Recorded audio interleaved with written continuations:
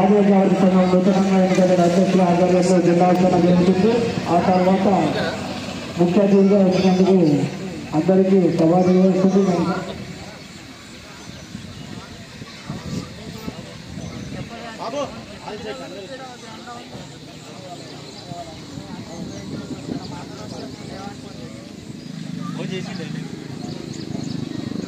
మాదిగ జాగృతి సంఘం నూతనంగా ఎన్నుకోబడిన అధ్యక్షులకు జిల్లావిస్తరణ చేయవలసిందిగా కోరుతున్నాం.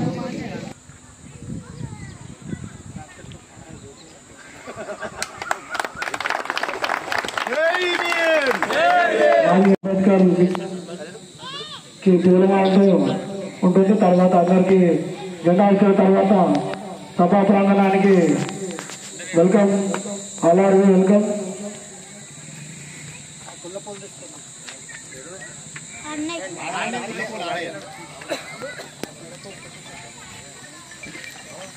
పూలమాలతో మాజీ తాజా ఫోటోకి పూలమాలతో సత్కరించడం జరుగుతుంది. అందరూ క్లాస్ కోటాల్సిందిగా కోరుతున్నాను. అందరూ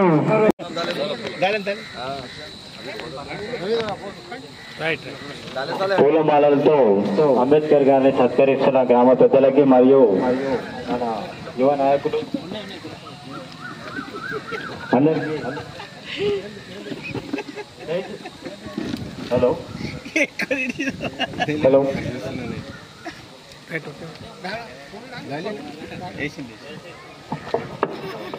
దయచేసి మీ కేటాయించిన కుర్చీలలో వచ్చి మరియు వర్గ కులాలకి అతీతంగా వెలిసిన వ్యక్తి ఆయన. మన ప్రతి ఒక్కరికి మూల పురుషుడు, రాజ్యాంగాన్ని రచించిన గొప్ప వ్యక్తి, ప్రతి ఒక్కరికి సమన్వయం కలిగించిన ఒక గొప్ప నాయకునిగా అందరి దృష్టిలో ఉన్నవాడు. ఇక్కడే కాదు, ప్రపంచవ్యాప్తంగా ఆయనకున్న పేరు, ఖ్యాతి చెప్పనక్కర్లేదు. కానీ కొద్ది సమయాల్లో కొన్ని విషయాల్లో ప్రతి ఒక్కరూ చిన్న చిన్న విషయాలు కానీ ఏదైనా కానీ తక్కువ చేయడం జరుగుతుంది. కాబట్టి ఇక్కడ కాదు, ప్రతి వేరే చోట మీరందరూ వచ్చి అంబేద్కర్ గారిని గౌరవించడం మాకు సంతోషంగా ఉంది. ఇలాగే ప్రతి సంవత్సరము ప్రతి రోజు అంబేద్కర్ గారిని గౌరవిస్తూ గౌరవ మర్యాదలు అందిస్తుంటే ప్రేమాభిమానాలను మేము చూడాలనుకుంటున్నాము. ప్రతి ఒక్కరిని ప్రతిసారి ఆహ్వానిస్తామని హృదయపూర్వకంగా నమస్కారాలు చేస్తున్నాము.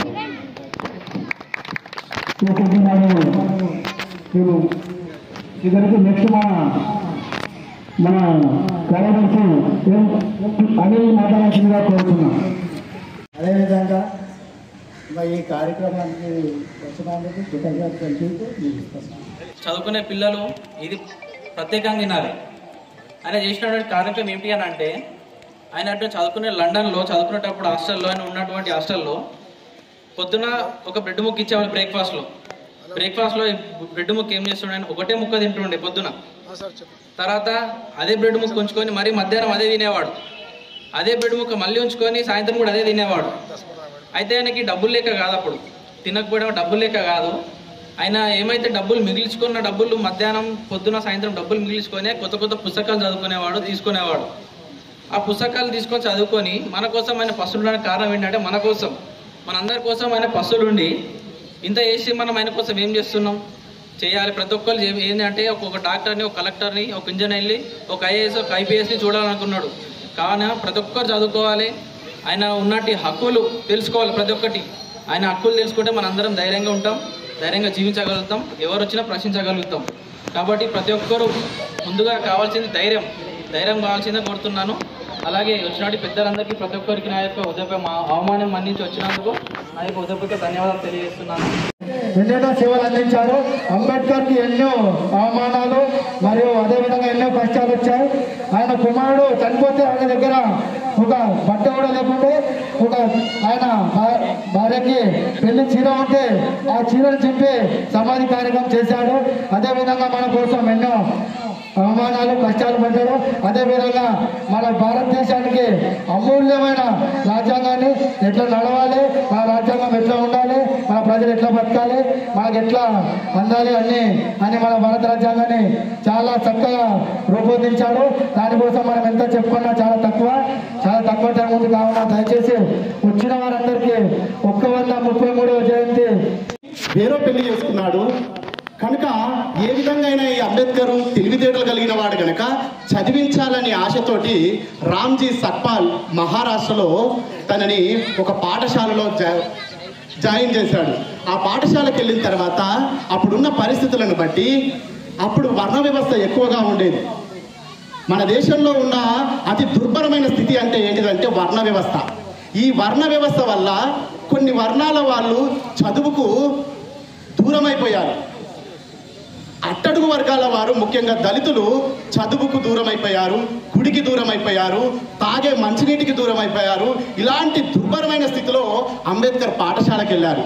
పాఠశాలకు వెళ్ళినప్పుడు అంబేద్కర్ని పాఠశాలలో కూర్చోబెట్టలేదు. ఈ దళితుడిని మేము పాఠశాలలో ఎందుకు కూర్చోబెడతామని చెప్పేసి పాఠశాల బయట కూర్చోబెట్టాడు. ఇప్పుడైతే మనకు అలాంటి అవమానం కలిగితే మనం ఏం చేస్తామంటే ఎవడు పోతాడు రాబాయి ఈ స్కూల్కి, మనల్ని బయట కూర్చోబెడుతుండని చెప్పేసి మనం స్కూల్ కూడా వెళ్ళే వాళ్ళం కాదు. కానీ అంబేద్కర్ ఆ అవమానాలను భరిస్తూ చదువు మీద ఉన్న ప్రేమతోటి అక్కడే ఎండలో వరండాలో కూర్చొని అయినా కానీ ఆ యొక్క చదువును ఎంతో శ్రద్ధగా వినేవాడు. అందుకే ఆయన 18 డిగ్రీలు చేయగలిగాడు. ఈ యొక్క ప్రపంచంలోనే 18 డిగ్రీలు చేసిన ఏకైక వ్యక్తి డాక్టర్ బాబాసాహెబ్ అంబేద్కర్ గారు. అలాగే 4 PhDలు సాధించగలిగాడు, 4 డాక్టరేట్లు సాధించిన వ్యక్తి ఏకైక వ్యక్తి డాక్టర్ బిఆర్ అంబేద్కర్ గారు మాత్రమే. ఎంతో ఉన్నతమైన చదువులు చదవడానికి ఎన్నో అవమానాలు పడ్డాడు. ఈ యొక్క చదువులు చదివే క్రమంలో ఆయనకు కొందరు చేదోడు వాడుగా ఉన్నాడు. అందులో ముఖ్యంగా కేలుస్కర్ మాస్టర్ చెప్పడం వల్ల షేయాజీరావు గైక్వాడ్ అనే రాజు దగ్గరికి తీసుకెళ్లి అంబేద్కర్ని విదేశాలకు పంపించాలి. BA పాస్ అయిపోయాడు. దళితులలో మొట్టమొదట BA పాస్ అయిన వ్యక్తి అంబేద్కరు. ఈయన ఇక్కడ ఉండి చదవడం కన్నా విదేశాలలో వెళ్ళి చదువుకుంటే బాగుంటుందని చెప్పేస్తే ఆ యొక్క షేయాజీరావు గైక్వాడ్ అనే రాజు అంబేద్కర్కి ప్రతి నెల 25 రూపాయల స్టైఫండ్ చేశాడు. ఆ 25 రూపాయల స్టైఫండ్ తోటి ప్రతి నెల ఎంతో కష్టంగా బుక్స్ కొనుక్కోవడము, వాటిలో తినడము. ఆ 25 రూపాయలలోనే బుక్స్ కొనుక్కోవాలి, ఆ 25 రూపాయలలోనే తినాలి. ఎంతో కష్టంతో ఆ యొక్క లండన్లోని స్కూల్ ఆఫ్ ఎకనామిక్స్లో తన MAను పూర్తి చేశాడు. ఆ రోజుల్లో ఒక దళితుడు లండన్ వెళ్ళి MA చేయగలిగిందంటే అది ఎంతో గొప్ప విషయం. మన ఇండియాలోనే దళితులు మొట్టమొదటిసారిగా లండన్లో MA చేసిన వ్యక్తి డాక్టర్ బిఆర్ అంబేద్కర్. అదే విధంగా లండన్లోని ఎకనామిక్స్ ఆఫ్ స్కూల్లో ఆయన ఎంకామ్ చేశాడు. ఇండియాలో ప్రతి ఒక్కరూ ఆ రోజు వరకు BAలు చేసి MAలు చేసి బారిస్టరు, లాలు, LLB లాయర్గా చదివారు, కానీ ఎవరు కూడా ఎంకామ్ చదవలేదు. ఇండియాలో మొట్టమొదటి ఎంకామ్ చదివిన వ్యక్తి డాక్టర్ బాబాసాహెబ్ అంబేద్కర్ గారు మాత్రం ఒక్కరే. దాంట్లో PhD చేశారు. ఇవన్నీ చేస్తూ తాను ఇంత చదువుకున్నాను కదా, నా ప్రజలకు ఏదైనా సేవ చేయాలి అన్న ఉద్దేశంతో తన ప్రజల మీద మమకారంతో 1917వ సంవత్సరంలో ఇండియాకు లాయర్గా తిరిగి వచ్చి కోర్టులో లాయర్గా వాదిస్తూ తన ప్రజల కోసం సేవను ఆరంభించాడు. కొల్హాపూర్ మహారాజు సాహు మహారాజు ఏమన్నారంటే, శివాజీ గారి మనవడైన శివాజీ గారి కుమారుడు ఈ సాహు మహారాజు ఏమన్నాడంటే, అంబేద్కర్ దళితులకు నాయకుడు మాత్రమే కాదు, ఈ భారతదేశానికి కూడా నాయకత్వం వహించే లక్షణాలు అంబేద్కర్లో ఉన్నాయి. అంబేద్కర్ ప్రతి ఒక్కరి కోసం ఆలోచిస్తాడు. అంబేద్కర్లో స్వార్థం అనేది లేదు. అంబేద్కర్ చదువుకున్న చదువులకు విదేశాలలో జాబ్ చేస్తే ఎన్నో కోట్లు సంపాదించేవాడు. కానీ ఆ యొక్క విదేశాలలో ఉన్న ఉద్యోగాలను అన్నింటినీ విడిచిపెట్టేసి తనకు చదువుకు తగ్గ హోదాను విడిచిపెట్టేసి మన జాతి కోసం, మన దేశం కోసం వచ్చి ఈ యొక్క దేశంలో మన కోసం సేవ చేస్తున్నాడు కనుక ఈ యొక్క అంబేద్కరే నిజమైన నాయకుడు అని సాహు మహారాజ్ గారు డిక్లరేషన్ చేశారు. ఈ అంబేద్కర్ చేసిన మొట్టమొదటి ఉద్యమం ఏంటిదంటే మహత్ చెరువు పోరాటం చేశారు. 1927 మార్చి 20న అంబేద్కర్ గారు మహత్ చెరువు పోరాటం చేశారు. మహత్ చెరువు పోరాటం కారణం ఏంటిదంటే, మహత్ చెరువు అనేది ఒక చెరువులో దళితులకు నీళ్లు తాగనిచ్చే వాళ్ళు కాదు, కేవలం అగ్రవర్ణాల వాళ్ళు మాత్రమే నీళ్లు తాగేవాళ్ళు. అందులో ఆ పశువులు కూడా వెళ్ళి నీళ్లు తాగేవి, కానీ దళితులను నీళ్లు తాగిచ్చే పరిస్థితి కాదు. పశువుల కంటే మా బతుకులు హీనమా అని అంబేద్కర్ ఆలోచన చేసి ప్రతి ఒక్కరిని చైతన్యం కలిగించి మనము కూడా ఈ యొక్క మహత్ చెరువు నీళ్లు తాగాలి, మనం కూడా అందరితో సమానమే, మనం ఎవరికంటే తక్కువ కాదు అని అందరిలో చైతన్యం నింపి ఆ మహచ్చరువు పోరాటంలో ఏం చేసిండంటే, ఇదిగో ఈ నీళ్లు నేను తాగుతున్నాను, ఎవరైతే మైలపడుతున్నాయి నేను నీళ్లు తాగడం వల్ల మైలపడుతున్నాయి అంటున్నారో ఆ మైలపడే వారికి ధైర్యంగా చెబుతున్నాను, నేను మనిషినే, నేను కూడా మనిషిలో నాలో ఉన్నాయన్ని సమస్తము రక్తము నరాలు సీము అన్ని నెత్తులు ప్రవహిస్తున్నది నాలో, నేను మనిషినే అని చెప్పేసి ఆ రోజు మహచ్చరువు పోరాటంలో డాక్టర్ బిఆర్ అత్యధికంగా ఆరాధించాలి, రమాబాయి గారిని కూడా అత్యధికంగా మనం గౌరవించాలి. ఈ రోజు బాబాసాహెబ్ అంబేద్కర్ గారిని మనము స్మరించుకుంటున్నాము. ఒక చరిత్రకారుడు అయ్యిందంటే కేవలం తన భార్య రమాబాయి పుణ్యం వలనే. ఆయనకు 2 రాజులు కూడా సహకారం చేశారు. వాళ్ళ పేర్లు ఏంటంటే షయాజీరావు గైక్వాడ్, సాహు మహారాజు. వీళ్ళు కూడా సహకారం అందించడం వల్లనే బాబాసాహెబ్ అంబేద్కర్ చదువుకోగలిగారు. ఆయన చదువుకొని ఆయన ఉన్నత స్థితికి ఎదిగి ఉన్నతమైన జాబులు చేయకుండా మనల్ని ఈ రోజు ఈ స్థితిలో ఉంచడానికి ఎంతో కృషి చేస్తే మనం ఏం చేస్తున్నాం తెలుసా? ఆయన కృషికి అంబేద్కర్ మన పట్ల చేసిన మేలేంటో చెప్పాలనా? అంబేద్కర్ మన పట్ల చేసిన మేలంటే కనీసం ఆయన గురించి ఈయన ఇంట్రెస్ట్ లేకుండా కూడా టైం లేకుండా చేసిండు. అంబేద్కర్ మనకు చేసిన మేలేంటిదంటే కనీసం 2 నిమిషాలు అంబేద్కర్ గురించి తెలుసుకునే టైం కూడా లేనంత మేలు మనకు చేసిపోయాడు అంబేద్కర్. ఎంత సిగ్గుచేటు కదా! అంబేద్కర్ గురించి తెలుసుకోవాలి. ఈ దేశం చైతన్యంగా నడవాలంటే, ఈ దేశం అభివృద్ధి మార్గంలో నడవాలంటే అంబేద్కర్ ఆశయాలను సాధన దిశగా ముందుకు తీసుకెళ్తే ఖచ్చితంగా ఈ దేశం అభివృద్ధి చెందుతుంది. అందరూ సమాన హోదాలతోటి రాజ్యాంగానికి విలువనిస్తూ రాజ్యాంగ పరిరక్షణ కోసం పాటుపడాలని తెలియజేస్తూ ఈ అవకాశం ఇచ్చిన పెద్దలకు నేను అందరికీ శుభాకాంక్షలు జయంతి శుభాకాంక్షలు తెలియజేస్తూ, నిజంగా ఈరోజు బహుశా ఇంత స్వేచ్ఛగా మనం మాట్లాడుకుంటున్నామంటే అది బాబాసాహెబ్ అంబేద్కర్ గారి చెల్వే, వారి త్యాగాలే ఈ రోజుకి కారణమని చెప్పడంలో ఎటువంటి అతిశయోక్తి లేదు. అయితే ఇంతవరకు బాబాసాహెబ్ ఎప్పుడు పుట్టారు అనేటువంటి నుండి మొదలు పెడితే ఆయన సాధించిన ఘనతలన్నీ, ఆయన చివరి దశలో సాధించిన విజయాలను క్లుప్తంగా మనందరికీ హృదయరంజన్ గారు చాలా క్లియర్గా వివరించడం జరిగింది. అయితే ముఖ్యంగా నేనేదైనా మాట్లాడాలనుకుంటే యువకులతోనే మాట్లాడాలని ఒక నిమిషము మీరు శ్రద్ధగా వింటే గనక నేను మీరు మాట్లాడిన దాంట్లోనే ఒక 2 పాయింట్ చేయాలనుకుంటున్నాను. ఒక మారుమూరు ప్రాంతంలో, అది ఇప్పటి మధ్యప్రదేశ్లో ఉన్న ఒక చిన్న మారుమూరు ప్రాంతంలో 14వ సంతానంగా పుట్టిన బాబాసాహెబ్ అంబేద్కర్ బ్యారిస్టర్ చదవడమే కాదు, ఎన్నో డాక్టరేట్ పట్టాలు తీసుకోవడం జరిగింది. అప్పట్లో ఎటువంటి సదుపాయాలు లేనప్పటికీ విదేశాలకు వెళ్ళి చదువుకోవడం అంటే అదంతా ఆషామాషి విషయం కాదు. ఇక్కడ ఆ కాలంలో కూడా 1870లో 80లో కూడా మన ఊరు ఉంటుంటుంది. అప్పుడు ఆ రోజుల్లో జైరాబాద్ వెళ్ళి కానీ, ఇక్కడ కోయూరు వెళ్ళి కానీ, లేకపోతే మనము బీదర్ సెంటర్ ఉంటే మనకు బీదర్ వెళ్ళి ఎంతమంది చదువుతున్నారు. ఆయన ప్రైమరీ చదువు లోకల్లో చదువుకోవడమే కాకుండా BA చేసిన తర్వాత పై స్థాయి చదువులు చదువుకోవడానికి మన దగ్గర సదుపాయం లేకపోతే విదేశాలకు వెళ్ళి ఎకనామిక్స్లో సంవత్సరాల్లోనే పూర్తి చేసి దేశానికే ఒక గర్వకారంగా నిలిచాడు.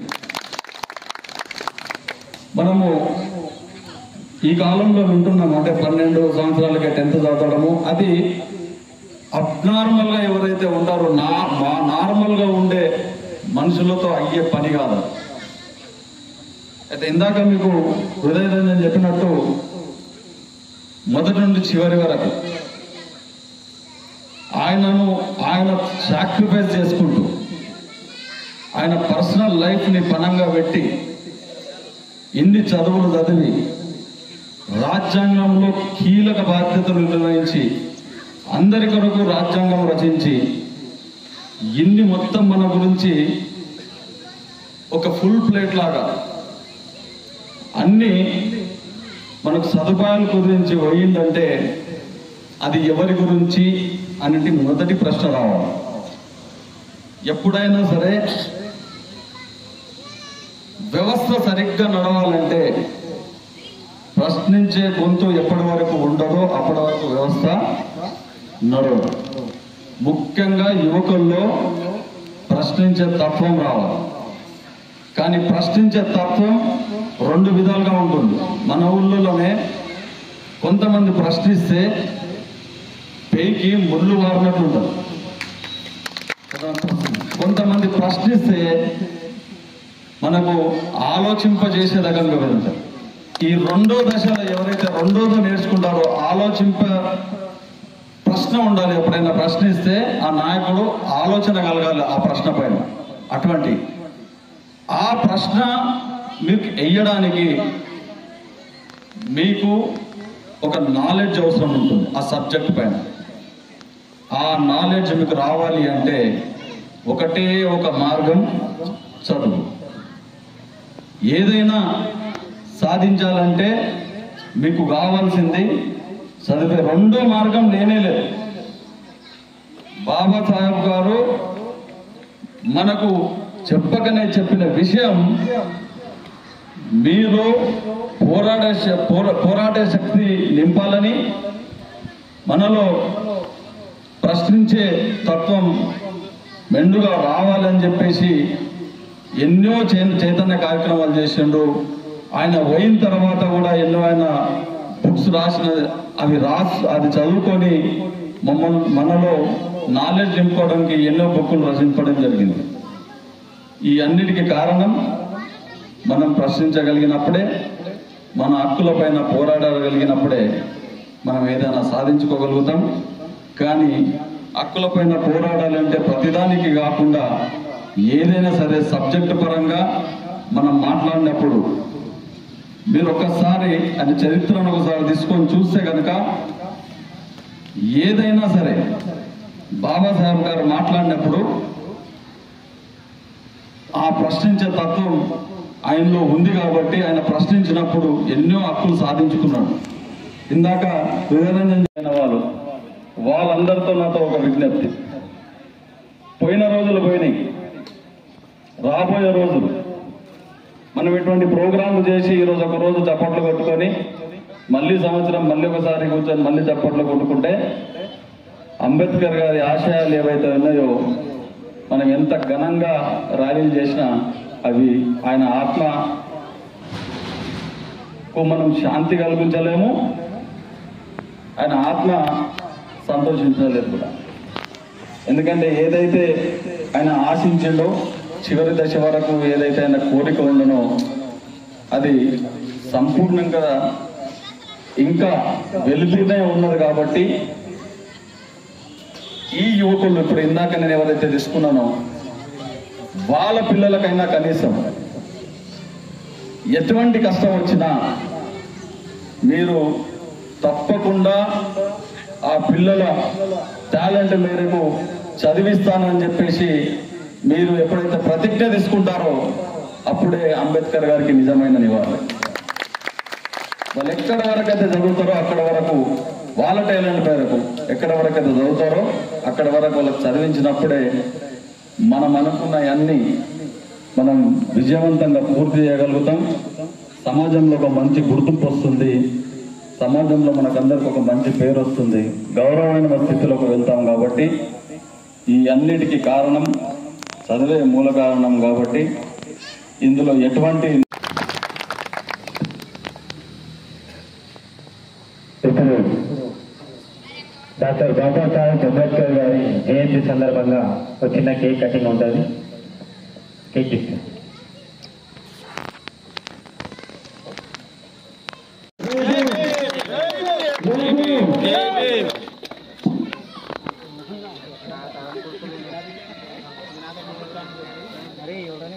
అంబేద్కర్ ఆశయాలు జై భీమ్, జై భీమ్.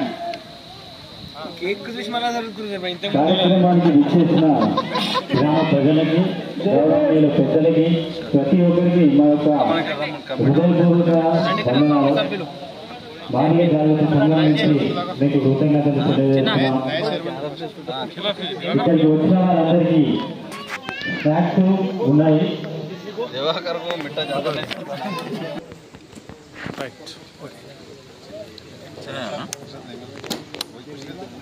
అన్న నమస్తే. పిల్లలు వచ్చినట్ట ఫోన్ చేస్తారంట.